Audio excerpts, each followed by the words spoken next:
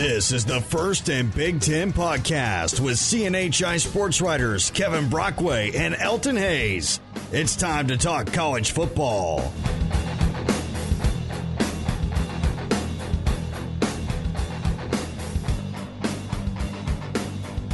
Welcome back to the First Big Ten podcast. Kevin Brockway from CNHI Sports Indiana with Elton Hayes from CNHI Sports Pennsylvania. And Elton, a lot shook out last week in Big Ten action, and you were in the Horseshoe in Columbus, and obviously Penn State, a furious second-half rally, but comes up short against Ohio State, so we know for certain now that Ohio State is going to the Big Ten title game in Indianapolis. Yeah, Ohio State clinched its third Big Ten East Division championship in 3 seasons. No surprise there. I mean, a lot of people, even them, despite losing Urban Meyer, with him stepping down and Ryan Day taking over, I think a lot of people knew that this Ohio State team was capable of that roster that it has. The question mark coming in was really how Justin Fields was going to fit into that scheme, for him getting there, kind of late and him being a first-year starter, and he's exceeded all expectations. Was just really dominant.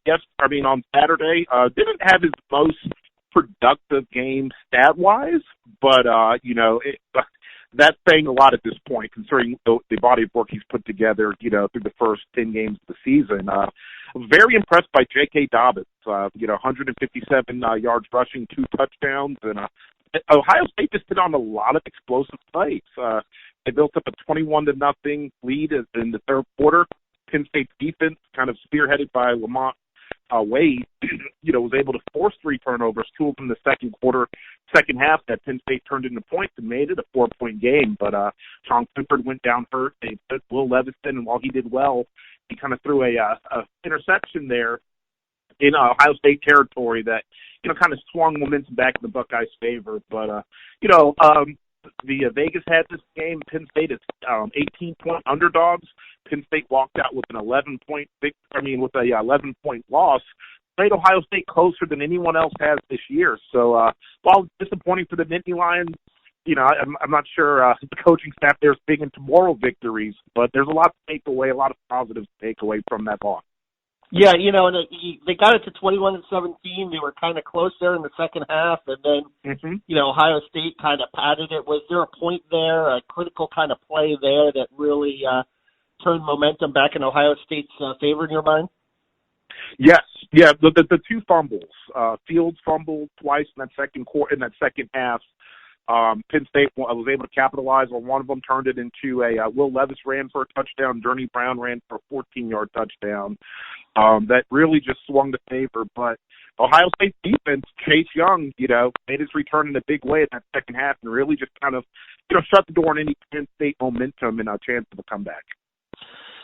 Yep, and so Ohio State marches on, but they will face, I will tell you, a Michigan team, and watching them last week against Indiana, as Shea Patterson is playing really well right now, really at a high level, 5 touchdown passes. He tied Jake Rudock for a school record for TD passes in a game, and the receivers, Nico Collins, with 3 touchdown passes. They were really impressive. Now, Indiana was up 14-7 early, but they were already without Whop Philliard. Ty Freifogel goes down in that game. Stevie Scott went down for a few possessions. And that's really when the tide started to turn. Indiana was just running out of playmakers. Peyton Ramsey took a shot in the first quarter, the ribs.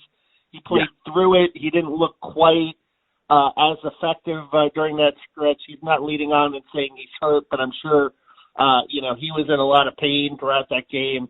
And Michigan just really kind of wore them down physically and then also, came up with the big plays in the passing game in the second half. Yeah, well, Michigan has been a different team ever since the second half of that Penn State loss. Just really been on fire, operating at a high level on both sides of the ball. Shea Patterson's playing the best football of his career right now. It's coming at a great time. And, for Indiana, it's unfortunate. A team that, peaked at number 24 in the AP Top 25, really took a hit when it lost Whop Philliard against Penn State. You got to wonder, had Indiana had its full complement of players, even with Peyton Ramsey at quarterback, would that Michigan game had played out a bit differently. But, 9-win season is still within the realm of possibility. I know they have Purdue this week, and then they're off to the bowl game. 9 wins in year 3 under Tom Allen. I don't think anyone would frown at that. Yeah, no question. And I think the youth showed up in the second half, too. There was really a big play where there was a 4th and 2.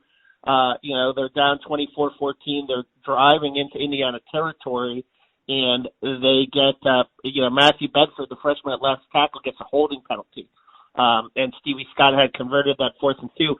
So it moves them back 10 yards. They punt, and then Michigan gets the big play with the 76-yard touchdown pass from Patterson to Nico Collins, and then was just off to the races. I thought that was a huge turning point in that game, and at that point, you go from maybe being down 24-17 and in the thing to all of a sudden it's 30, and then Harbaugh, for good measure, goes for a 2-point conversion. A little fake because Indiana, Tom Allen said after the game they weren't lined up right. So you go from a possibility of a 24-17 game to a 32-14 game, and then it just kind of snowballed from there. So, another big game coming up this week. Wisconsin, Minnesota. College game day is going to be there because it's going to be for a play-in game for the Big Ten title game. It'll be for the West crowd. Minnesota righted itself. It did what it had to do, beating Northwestern. And Wisconsin, pulled away late from Purdue. Another 200-yard rushing game for Jonathan Taylor. Yeah, I mean, he's, I know a lot of, and rightfully so, J.K. Dobbins is getting a lot of hype, but Jonathan Taylor is the best back in the conference right now, and I think the numbers are there to prove that. This is what I guess the Big Ten powers that be are pretty excited to have this late season matchup, with these such high stakes. But Minnesota's operating at a high level. They went in and got that win last week to kind of rebound off the loss to Iowa. Wisconsin is playing dominant football. The defense is a bit shaky, but, when you got guys like Jonathan Taylor kind of carrying the load, that's okay. But it's going to be really exciting. I know P.J. Fleck's probably happy to get game day there. It'll be interesting to see what outfit he chooses to wear for his game day debut. Yeah, and it should be another raucous atmosphere there. You were there, obviously, for Penn State when Minnesota had the breakthrough win there. But for Paul Bunyan's axe, it'll be interesting. Minnesota, 7th in the conference against the run versus Jonathan Taylor. So, Wisconsin, I would expect a heavy dose of Jonathan Taylor in that game. Who knows what the weather's going to be like up there. We know that Tanner Morgan, obviously, can sling it around. Minnesota has great receivers. That's going to be a great matchup. Oh, yeah. And, I know that a lot of people are saying the Heisman field is kind of set right now, but, hey, man, a lot of people will be watching this game this weekend. This will be a great opportunity for Jonathan Taylor to make one last push to get into that Heisman voting and maybe get invited for a trip to New York City. But this is the game of the week in the, I don't know if it's the game of the one of the 2 games of the week. We got that Ohio State-Michigan matchup, the big game. But this is one of 2 games of the week in the Big Ten, and a lot of people will definitely be tuned in. A lot at stake, like you said, the Paul Bunyan Axe Trophy, and also a trip to Indiana to Indianapolis for the Big Ten championship game to play Ohio State. Yeah, certainly a lot of rivalry games around the league, and then you'll have Penn State and Rutgers, and my God, Rutgers, it looked like they had a deal closed on Greg Schiano. That did not work out. Yeah. They're back to square one in their coaching search. Butch Jones withdrew a couple of weeks ago. I wonder really where they go from here. There's talk of Lance Leopold from Buffalo. I mean, you saw Buffalo play earlier this season. Yeah. There's talk of Jeff Monken from Army. Maybe you try to make a run at Joe Moorhead at Mississippi State, who was a former Penn State offensive coordinator. I don't know what they do at this point, but it does not look good right now. And I just saw, before we just hopped on the podcast, 2 more players have entered the transfer portal for Rutgers. So the program's emerging right now. That report out of Piscataway over the weekend about the Greg Schiano deal did not do that job any favors. The administration's looking really bad right now. So just a lot of dismay, a lot of dysfunction surrounding that program. Yeah, no question, Elton. It's going to be a tough fix whoever takes that job, and I think that's probably why Greg Schiano, wanted what he wanted in terms of facilities, assistant coaching pools. I think he realizes how hard of a job it is, and I think it begins with upgrading the talent level too. Apparently, he had in mind a bunch of kids from the transfer portal that he wanted. I read that he had like 100 kids that he had targets on. But, you know, hey, it's a lot different than when he was there when Rutgers was a member of the Big East. It's in the Big Ten now. You know, it's a competitive, high-level job. And I don't begrudge him for going in there with those list of demands. You know, it's going to take a special coach, special players to get that program turned around and that talent level raised. And my question is, you know, what does this do to this candidate if the administration, you know, is giving him this much backlash on those demands? You know, if I'm a coach possibly considering that, you know, that's going to turn me off to taking that job or even interviewing for it. Yeah, I think they're going to have to go the young up-and-comer route again. You know, somebody that's going to be happy to get their first shot in the Big Ten. I think that's the way to go there. And, you know, you get someone with a lot of energy and somebody that, you know, maybe can recruit and get the talent level up to snuff and, you know, just build it. And, you know, you take a look at the job that Tom Allen has done at Indiana, who was a lifetime coordinator who came up as a high school football coach. But, you know, he's managed to recruit. He's managed to, you know, obviously, you know, get the players to buy in. And, you know, he's got a lot of kids from the Southeast where he had recruiting ties. And you look at them now, and they're, you know, 7-4, and they're, you know, on the cusp of their first 8-win season since 1993. So no, it's proof that it can be done. It can, but you know you've got to get the right person. You have to be patient with them. No question, Elton. So coming up, we will have our thumbs up, thumbs down segment of the week. This is Kevin Brockway from CNHI Indiana with Elton Hayes from CNHI Sports Pennsylvania for the First and Big Ten podcast. Get the latest Big Ten, IU, Purdue, and Penn State football news by following the guys on Twitter. Kevin is at Kevin Brockway G1, and Elton is at EHDC12.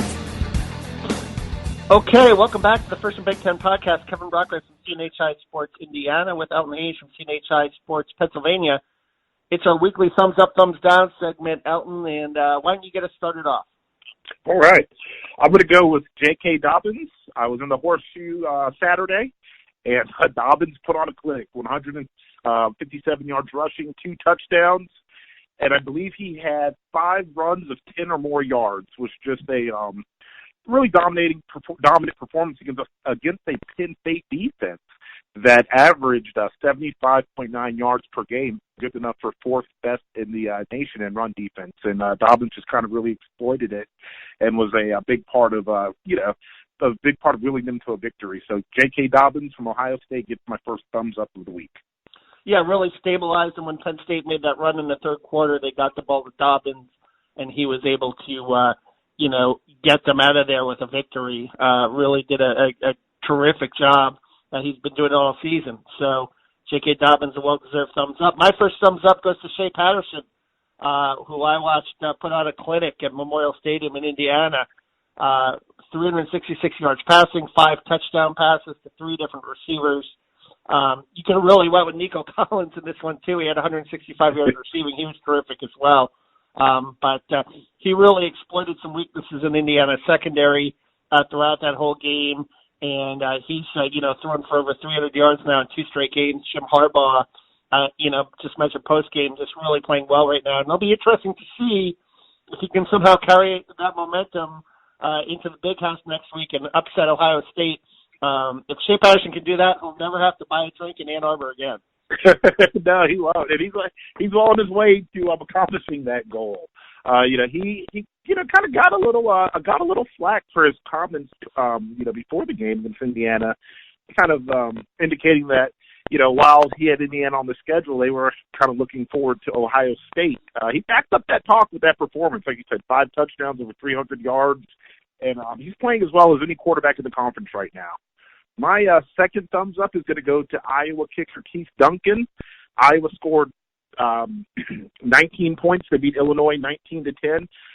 Keith Duncan kicked 4 field goals with a long of 45 to help Iowa get its 8th win of the season. So Keith Duncan from Iowa, a kicker, gets my second thumbs up of the week. Yeah, and my second thumbs up is going to go to, no surprise, Jonathan Taylor. 3 straight 200-yard running games.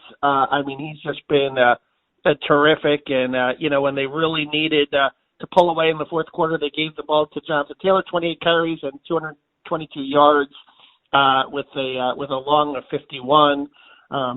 He was the guy that Wisconsin rode in that game, and he's the guy that they're going to have to ride against Minnesota this week if they want to make a trip to the Big Ten championship game in Indianapolis. And they will. Like you mentioned, Minnesota's run defense, I believe, is 7th in the conference. They are going to exploit that a lot and often on Saturday. Jonathan Taylor I would not be surprised to see him, tip 150 yards rushing. And it's kind of a shame that his name really isn't getting thrown around that much in the Heisman circles. You're hearing of Justin Fields. Obviously it's a quarterback-heavy award, but the body of work that he's been able to carve out this year has just been nothing short of incredible. So I definitely agree with you giving Jonathan Taylor your second thumbs up of the week. My third thumbs up of the week is going to go to Penn State safety Lamont Wade. I know Penn State lost by 11 points, but Wade played a huge role in kind of getting Penn State back in that game and trimming that momentum down to 4 points, or that deficit down to 4 points. He forced 3 fumbles, had a fumble recovery, and just kind of had the game of his career. So Lamont Wade, Penn State safety, gets my third thumbs down. Third thumbs up, rather. Sorry. Yeah. My final thumbs up goes to Chase Young of Ohio State. They get him back for this game, obviously, and he played a huge role in the win. With 3 sacks, and he was just all over Penn State's backfield throughout. I mean, he's just having one of those years defensively where he's been, particularly dominant. He's, 16.5 sacks on the season, moving into 4th place all-time in Big Ten history, even missing just 2 games. Chase Young has just been tough to stop all season.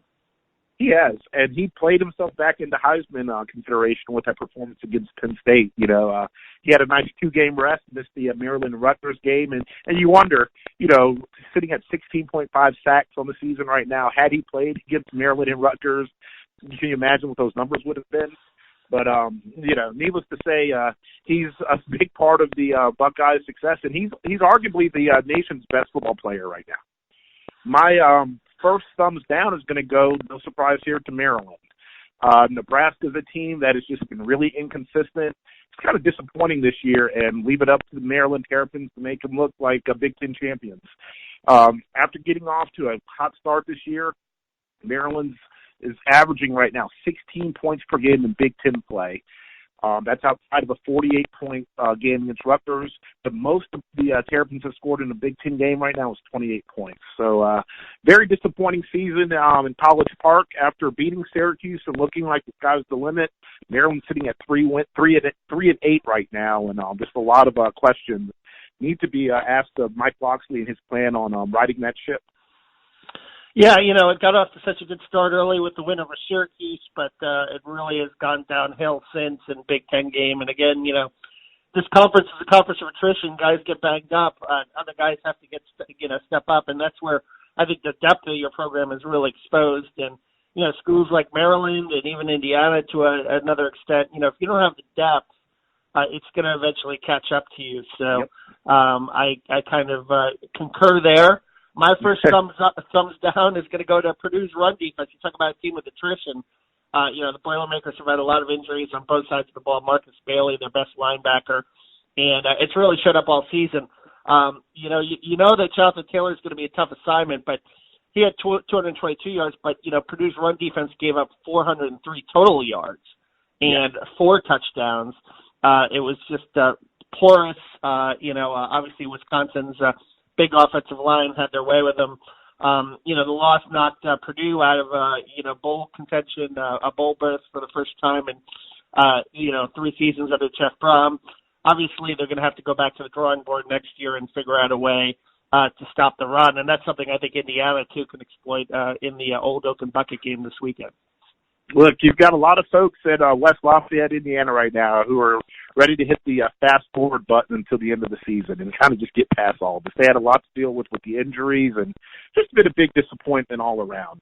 My second thumbs down is going to go to Indiana's defense.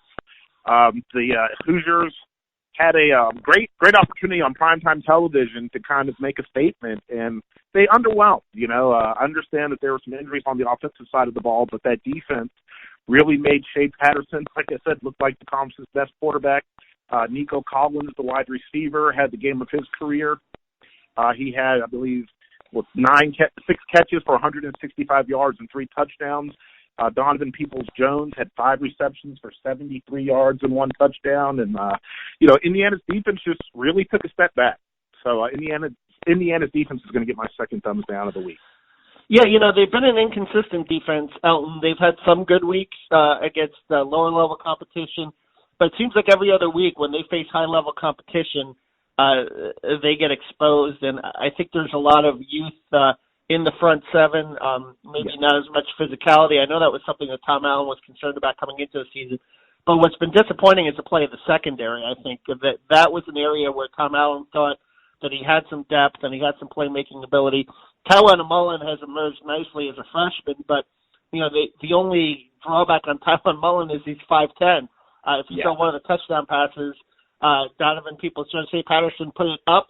Tywone Mullen was there, but he needed, just a few more stilts because that ball got over Tywone Mullen's head and Peoples-Jones went and grabbed it. So it's just a situation right now where they need to find a few more playmakers in the secondary. I know Reese Taylor is going to make his first start of the season this week, and on the other side, and that should be interesting now that you have Taylor and Tywone Mullen as your 2 corners, your 2 high-level athletes. We'll see how that works out. My second thumbs down is going to go to Brandon Peters of Illinois, quarterback. Illinois in Iowa, Kinnick Stadium. It's a tough assignment, but 2 interceptions, 16 of 31 passing, 125 yards.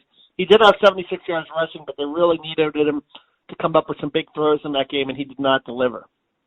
Yeah, that was kind of disappointing since he's been playing so well as of late, and was able to help get in Illinois bowl eligible. So he took a step back, and I have no problem with you giving him your second thumbs down.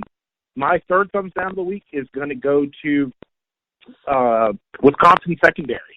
The Badgers won. They beat Purdue, but it's kind of disconcerting that they gave up 289 yards passing and 2 touchdowns to Aiden O'Connell, Purdue's third-string quarterback, and they also allowed 200-yard receivers, and Bryson Hopkins had 127 yards and 2 touchdowns, and David Bell, a talented freshman who also had 108 yards receiving and 1 touchdown.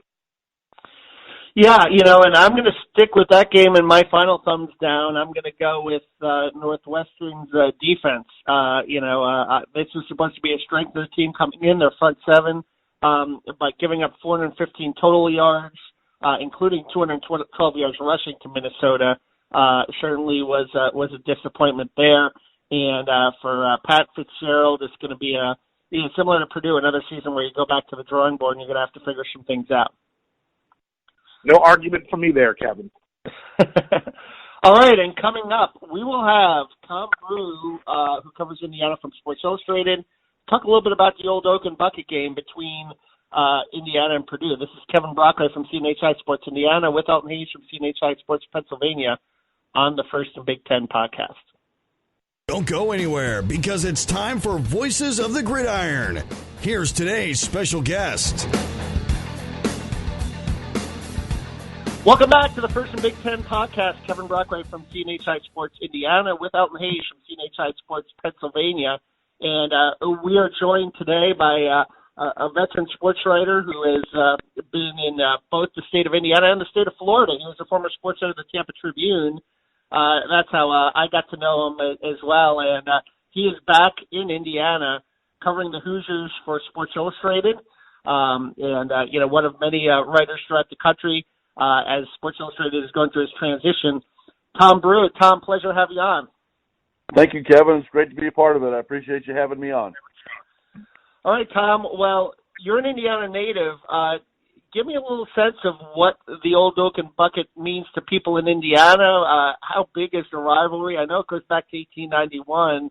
And what does it mean, first and foremost, for bragging rights in the state? Well, to me, that's the biggest thing, because a lot of times when it comes to Indiana football and Purdue football, there are no real talks of national championships ever. There's almost never any talk of Big Ten championships ever. So you take what you get for what is the most important thing. And for decades on end, it's always been this Indiana-Purdue game at the end of the year for just, state bragging rights is a lot of times all they ever have to play for, and so it's always come to that. And many years, these teams have either been mediocre together or less than average together, and so the competition's almost always good, regardless of the records, and almost never does it mean a whole heck of a lot. It did on a few occasions, but not too often. So it really comes down to who wins and who can hold that bucket in their hands after the game and cherish the trash talk for a year, and that's kind of what it comes down to. And here we go, another one on Saturday. Looking forward to it very much. Yeah, and it's amazing how the fortunes of these programs have turned in the span of 12 months. Certainly Purdue, when they had their big upset over Ohio State last year, they go to the Music City Bowl, they get trounced by Auburn. They have a lot of injuries this year. They're out of bowl eligibility for the first time in Jeff Brom's straight seasons. And meanwhile, Indiana, with a win against Purdue, if they can get the bucket back for the first time in 3 years, they'd have their first 8-win season since 1993. Talk about the job you feel that Tom Allen has done with this team this season, and particularly, navigating through some injuries as well, with Coy Cronk going down and Michael Penix going down, how he's managed to kind of stay the course and get this team back bowl eligible. Yep, I think the biggest thing that Tom Allen has done with this group was instill confidence in them from the beginning that they were a good team and they had the potential to do some big things here. Because they set some lofty goals and they basically have accomplished them, and they're 7-4 right now. 3 of the losses are to top 10 teams, Ohio State, Michigan, and Penn State, and they have beaten the teams they were supposed to beat, which hasn't always been the case for Indiana. And now, granted, they've like who would have ever expected Northwestern, the defending Big Ten West champions, to be as bad as they were this year, and who would have ever expected Nebraska to have another season where maybe they don't go to a bowl. But when you look at it from Indiana's perspective, those are teams that usually beat them, and this year they've beaten those 2 teams, and they've gone into every game thinking they can win, which is has not been the case around Indiana football for a long time. So changing that attitude and changing that culture, that they can be a top 25 team and contend against the best teams in the country. That's where they're coming, and they're doing that with a very young team. And so it's certainly at 7-4, it's a good thing, and I'm sure they would love to get the bucket back and to get to 8 wins. That's just something that just doesn't happen much around Bloomington. And but to them, it's also just it's the step in the right direction, but it's not the last step for sure. Hey, Tom, this is Elton Hayes with CNHI Pennsylvania, covering the Penn State beat. This is a year, Penn State, heading into the season, had a lot of question marks. The talent wasn't questionable. However, the experience, over the years, they lost a guy like Saquon Barkley, used a guy like Trace McSorley. They started a first-year starting quarterback in Sean Clifford, new running back at the position. They're sitting at 9-2 right now, on the cusp of clinching, double-digit win season for the 3rd time in 4 years. They obviously lost 28-17 last week to Ohio State, the number 2 team in the country, and dropped the game a couple weeks ago to Minnesota, who really just, burst on the scene and surprised a lot of people this year. What are your thoughts of the season that the Nittany Lions have been able to put together here in Happy Valley? Well, I think it's been very good. It's when you have to look at the 2 losses. They lost to an 8-0 Minnesota team and a 10-0 Ohio State team at the time, which is really very, very rare in the Big Ten. To have to play 2 undefeated teams that late in the season, and quite frankly, they had they could have won that Minnesota game very easily. I honestly had picked Penn State to win that game, and I was. And then I also, right there, they had many chances in the 4th quarter to win that game, and they were right there. And obviously they got off to just a brutal start offensively against Ohio State. But when the Buckeyes started turning the ball over, at least Penn State then did a great job of just sort of putting their foot down on their throats and and knocking, taking advantage of every turnover and getting points off those turnovers to make that a game. And Ohio State's really good. I've been saying basically since mid-September, once I saw them here in Bloomington with my own eyes and watched, even the Cincinnati non-conference win close. They're the best team in the country. They really are. I think they're better than LSU or Clemson. So there was absolutely no shame in, Penn State, losing to them. But, I think, the biggest takeaway for me in that is that, Penn State's offense, it still has a ways to go, to be, to beat, a top 5 team. I think that was the biggest letdown from Saturday. And granted, it was a rotten weather day and everything, but it's the Big Ten in November. You have to sort of expect that. And, but no, I mean, overall, I would probably say this has been a B-plus season for Penn State, and, obviously they should win Saturday. And, it all depends on who chooses what and what goes on in Minneapolis. But, it could very well be a Rose Bowl season for Penn State, and that is never a bad thing. Yeah. Well, circling back to Ohio State, had the chance to watch Justin Fields in person on Saturday, and just an incredible athlete, was just kind of put into a situation in Georgia with, playing behind Jake Fromm that just wasn't ideal for him. Moves up to Columbus, and, for his first year, it's just been nothing short of amazing. I believe he's only had 2 turnovers this year and 45 touchdowns. What's been the key to his success this season? And, do you think that this is do you think this is maybe a byproduct of the conference not really having film on him, or do you think that he is really the real deal and this is the norm? Well, he's the real deal, no question about that. I mean, he was, 2 years ago, he was the number 1 recruit in the country, depending on, which rankings you looked at, either him or Trevor Lawrence from Clemson. And, he was a legit superstar coming into Georgia. And, I spent a lot of eyeball time on Georgia last year, and my conversations with a lot of people, was that they were, they fully expected him to, compete with Jake Fromm and push him for that job, and he never did. And he was very inaccurate in the summer and fall camps, and didn't have a good grasp of the offense, and everybody was sort of surprised by that. And and that's why Jake played. We could do a whole nother show on how he was able to transfer without sitting out a year. I think the NCAA completely screwed that up, and it's just opened up a Pandora's box now where nobody knows anything about how this transfer portal is really supposed to work and who's eligible to transfer and who's not. Because I think they made a mistake here, but that's neither here nor there. He's on the roster and he's playing, and he's been at a high level. And it kind of gets, when you talk about that touchdown to turnover ratio. I mean, Dwayne Haskins did the same thing last year in that Ryan Day offense, and it's a perfect kind of tailor-made offense for him because Ohio State's offensive line is really good.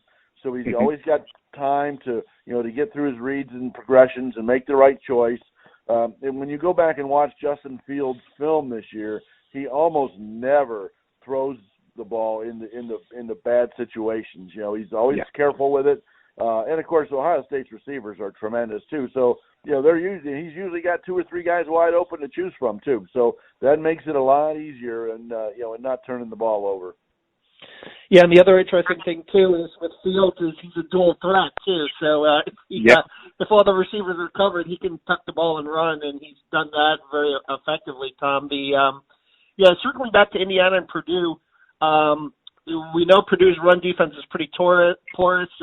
They gave up over 400 yards last week against Wisconsin. You've got Stevie Scott a little banged up. They don't quite know if he's going to go or not this week. What kind of opportunity do you think this presents for Samson James and Ronnie Walker if Scott can't go or if Scott's limited? Well, I mentioned yesterday that Samson James, who's the true freshman from Avon, Indiana, is a 4-star recruit that was an Ohio State commit, who decommitted from Ohio State to come to Indiana, which was one of the the biggest gets in Tom Allen's time here.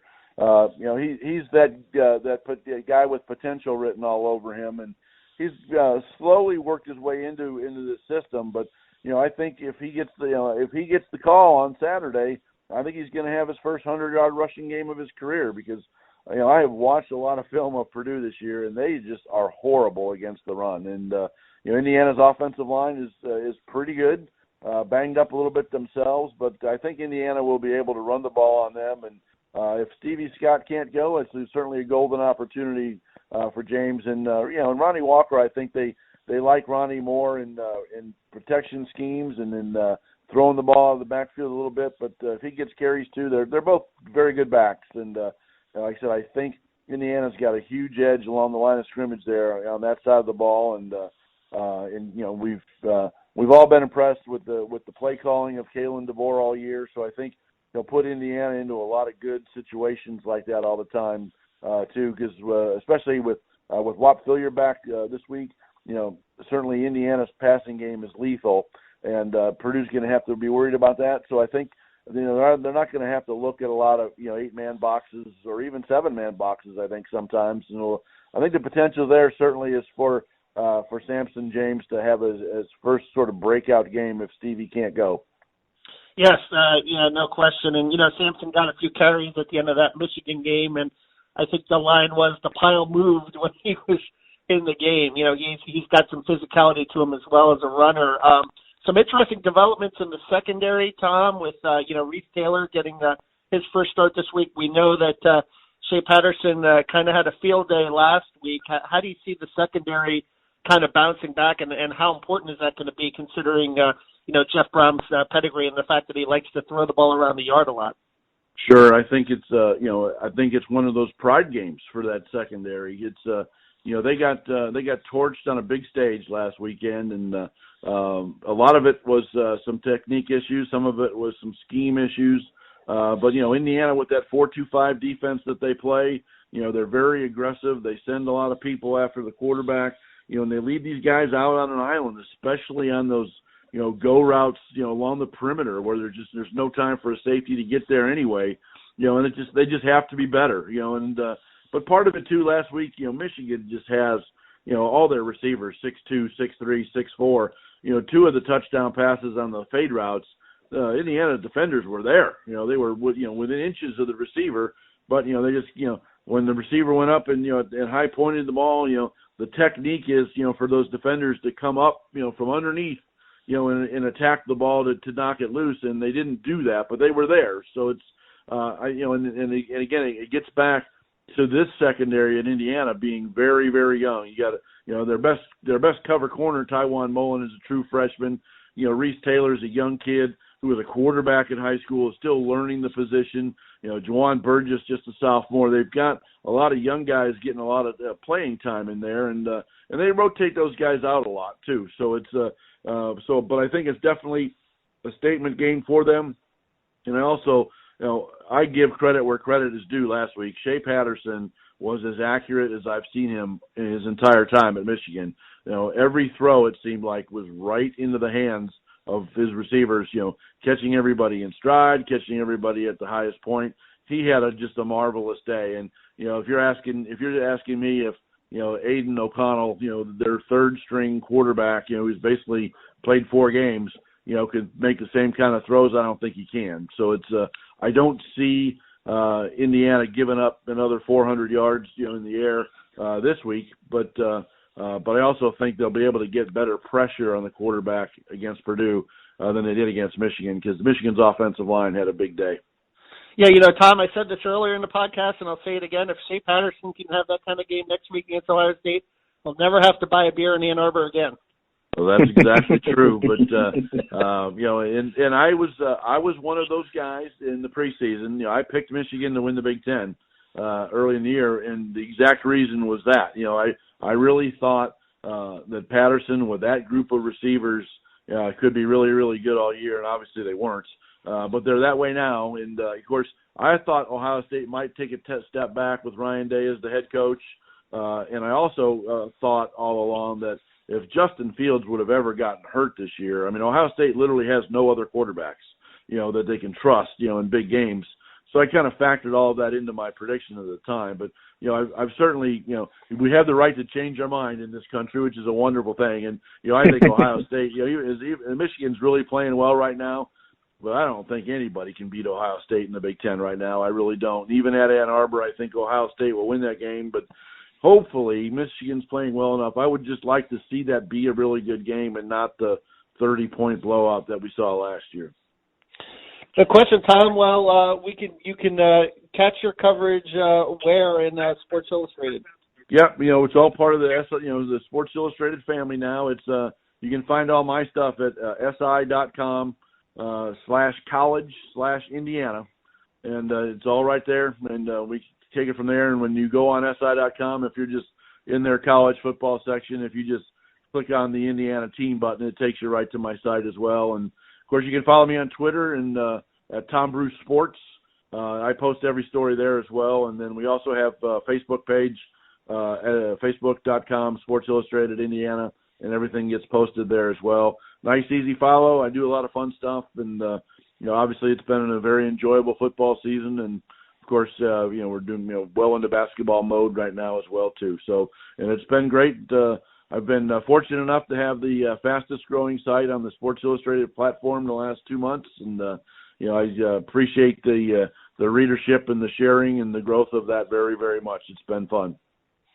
Well, Tom, you're a terrific writer, and you know what you're doing, so that's no surprise to me. So we greatly appreciate you having you on, Tom. Pleasure to have you on. Thanks for joining us, Ethan. Thank you guys very much for having me on there, and enjoy the last week of the regular season, and thankfully for all of us, bowl games as well. So. Yes, sir. That's true. All right, that's Tom Brew from Sports Illustrated. This is Kevin Brockway from CNHI Sports Indiana with Elton Hayes from CNHI Sports Pennsylvania on the First and Big Ten podcast. Want to see more from Kevin and Elton? Subscribe to a CNHI newspaper near you. Welcome back to the First and Big Ten podcast. Kevin Brockway from CNHI Sports Indiana with Elton Hayes from CNHI Sports Pennsylvania. Time for predictions, Elton. Rivalry week, a lot of trophies at stake and such. And let's start with the Friday game between Iowa and Nebraska. New border rivalry in the Big Ten.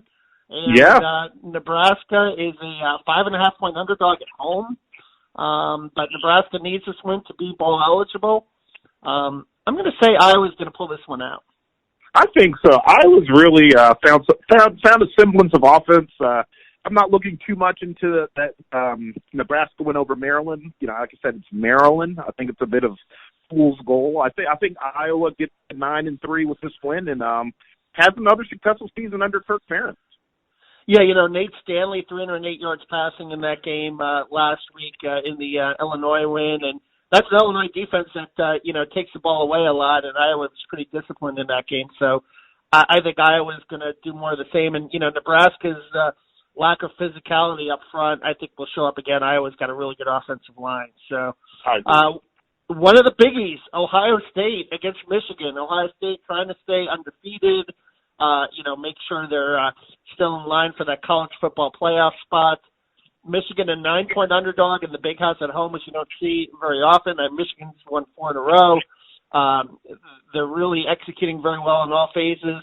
I think Michigan finds a way to cover in this game, but I think Ohio State wins it outright. I mean, like Tom said, Ohio State's just playing, I believe, better than anyone in the country. And I've been saying this for a while now. There's just no really aspect of that their game that's lacking. They lead the country in scoring offense. They lead the country in scoring defense, and they've got depth. Michigan has done very well. Like I said, ever since that second half of the Penn State game. But I just really don't see anyone giving Ohio State trouble this year, and that's including your LSUs, the LSUs, the Alabamas, the Clemsons. I think Ohio State puts another stamp on this and finishes the regular season undefeated. Yeah, in Ohio State, they had a few turnover issues in that Penn State game, but they overcame them, which is a sign of a good team that you can still kind of pull away late in a game where you turn it over a lot. But, Ohio State got their own turnovers as well, I guess, and even that turnover margin a little bit. Yeah, yep. No, I think they're able to overcome that, and I think Justin Fields, he makes his push for the Heisman. I understand a lot of people have Joe Burrow as the runaway favorite, but I think if you're looking at the numbers, Burrow's numbers are nothing short of incredible, but so are Justin Fields, and I think he takes the advantage of the another game in the national spotlight and makes his statement. Northwestern and Illinois. I don't know what the name of this game is, but it's for the bragging rights in the state. Northwestern, as you know, they really struggled, although they showed a few signs of life last week against Minnesota, and obviously the UMass win conference. Illinois, as we know, is playing better under Lovie Smith. They're on their way to the bowl. I see a lot of projections for the Pinstripe Bowl in New York City, which would be a nice place for Lovie Smith to end up. Illinois is a 9.5-point favorite at home. I like the Illini in this game to kind of bounce back from that Iowa game. I do too. Northwestern has been playing better as of late. Scored 22 points in a loss last week. Scored, I think, 49 points the week before, but it's still Northwestern. Offense is still a problem, and Illinois has a really good defense. I think Brandon Peters bounces back with a good performance and carries Illinois to a win in the final regular season game of the season. Indiana, Purdue, the old Oaken Bucket. Purdue is a 7-point underdog at home. Indiana's obviously back-to-back losses against ranked teams. Certainly looked better against Penn State than they did against Michigan. Maybe some of that had to do with the fact that Michigan is just kind of firing on all cylinders right now. Indiana players, I talked to them yesterday out, and they insist the psyche is still good for this game, that they're still feeling good about themselves. We discussed Stevie Scott being questionable for this game. But I think regardless of who carries the ball, Indiana's going to be able to run on this Purdue defense. I've seen a lot of Purdue football, and they just struggle stopping the run. And I think Indiana's going to set that mindset. And, if Purdue does load the box and you have Whop Phillier back to throw over the defense. So I think Indiana bounces back and gets that 8-win season, their first since 1993. I agree with you on this one. Those guys are hungry after, getting back-to-back losses after that hot start. And what better opponent to take your frustration out than an in-state rival and a team that's just really hurting right now. Physically, literally and figuratively. I think Indiana wins this one big and enters its bowl game with a lot of momentum. All right, the Paul Bunyan X, Wisconsin at Minnesota, number 12 against number 10. Minnesota is a 2.5-point underdog in this game. That's a little bit of a surprise at home. Wisconsin is playing well. I do like the Badgers in this game. I just think Jonathan Taylor is going to be a force in this game, and they're going to find a way to win a close game here. I'm going to go with Minnesota. They're playing at home. The winner takes not only that trophy, but a trip to Indianapolis for the Big Ten championship game. I think Tanner Morgan and those receivers, Rashad Bateman and Tyler Johnson, are just going to have a field day. And I think Minnesota wins this one by 2 scores. So I'm going to go ahead and put that out there. Wow, well, PJ Fleck, he broke the long streak last year. I believe it was 13 and 14 in a row in the series that Wisconsin had won, and Minnesota upset them in Madison last year. So Minnesota back home, maybe PJ Fleck has a little more magic in him, and this season moves on, and Minnesota gets their trip to Indianapolis for a date with Ohio State. That would be something. I think it's going to happen. I have a good feeling about this one. All right, well, to a non-rivalry game, Maryland at Michigan State. We talked about how Maryland is reeling. Michigan State, 22-point favorite. They're playing for bowl eligibility. If they win and get to 6-6, they'll probably stay close to home in the Quick Lane Bowl at Ford Field in Detroit, and the people there would be happy with that, trust me, because that would bring in some fans. So I think Michigan State, finds a way to pull this out. It's been a tough season for Mark D'Antonio, but I think they finished this off in the right way, and, Mike Locksley's team, they're just kind of limping into the end of the season and searching for answers and looking forward to doing more recruiting. Hey, if you're Michigan State, out of all of the turmoil and adversity you faced this year, what better way to set up for the end of the season than be one game away from bowl eligibility and, playing a Maryland team that has 3 wins on the season. I think Lewerke, I think Mark D'Antonio, I think Michigan State goes out there and makes a statement and, clinches bowl eligibility with a big win over Maryland. Yeah, and there are going to be questions about Michigan State's coaching staff at the end of the season. What do you do? Mark D'Antonio is a very loyal guy. I know he doesn't want to get rid of some offensive coaches, but he may be put in a position where he's not going to have a choice in that matter. If he want, and I don't think that Michigan State. I know there have been reports or rumors that he's on the hot seat and this and that. But Mark D'Antonio is Michigan State football for the last decade. The guy has won there. He's done a great job. I think he's earned a little bit more goodwill and a little bit more time to figure this thing out. I don't think he's in any jeopardy of losing his job. But like you said, the administration there, the athletic department wants to see, some type of fix to that offense. And I think he's going to have to test his loyalties to some of these assistants to make some changes moving forward into the 2020 season. Yeah, they're going to have some things to fix over the off season for sure. Rutgers against Penn State, is this a rivalry? I don't know. Pennsylvania and New Jersey are bordering states. Maybe it's bordering states, but I think that's the only similarity between these two programs. It's their proximity to one another. It's Senior Day. Penn State will honor 16 seniors. A win will clinch a double-digit regular season for the third time in 4 years for Penn State. And I'm going to go out here on a limb and say I think we see a lot of the second-string and third-string guys get playing time by the second half. 40.5-point favorites are the Penn State Nittany Lions. And, of course, the roster is littered with some of the best high school talent in New Jersey as well. So that certainly helps, and we've documented Rutgers' struggles. So that will be an easy Penn State win for sure. I'm sure both of us are in agreement of that. So, Elton, our final, the final week of the regular season, what do you see as some of the big storylines, as we head to the Big Ten title game in Indianapolis? Well, then, I think all eyes are going to be trained on Minneapolis this weekend, with Wisconsin and Minnesota being a de facto playing game for the Big Ten championship. The winner of this game goes to play Ohio State. I don't see either of these two teams, threatening Ohio State, but hey, a consolation prize with a trip to the Rose Bowl isn't that bad. So, going to be an exciting finish here, and I'm looking forward to, like I said, I think Minnesota wins, caps a historic season with a trip to the Big Ten championship game. But so far, I think that's going to be the biggest storyline of this weekend.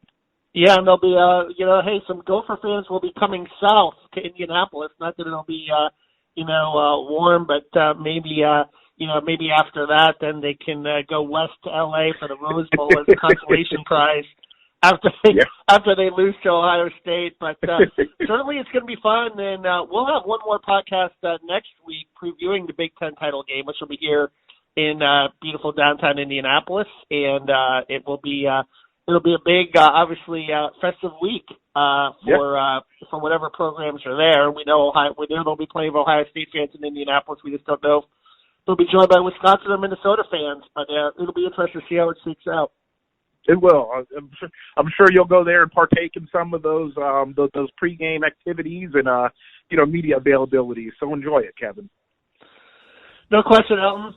This is Kevin Brockway from CNHI Sports Indiana with Elton Hayes from CNHI Sports Pennsylvania on the First Big Ten podcast.